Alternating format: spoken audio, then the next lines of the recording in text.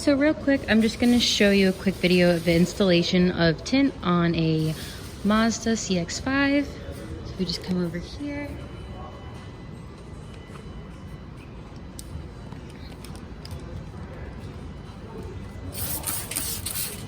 We always coat the door, protect the door panel, so when we spray it, the water isn't dripping into the interior of the vehicle, doesn't create any water spots on the interior.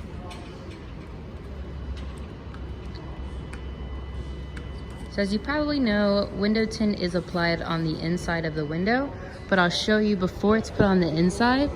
We put it on the outside to shrink it, and we shrink it to fit the window. So this you can see is on the outside. It's not being applied on the outside, but that's what we use to shrink it down, and then we apply it on the inside. As you can see, this is also protected. Interior driver's seat's protected because we have to drive the car. We don't want to mess up the driver's seat. Now the tint looks super smooth after he applied it. He just goes into the creases and cleans it up a little bit, make sure everything is nice and flat. There isn't anything coming up, any edges coming up.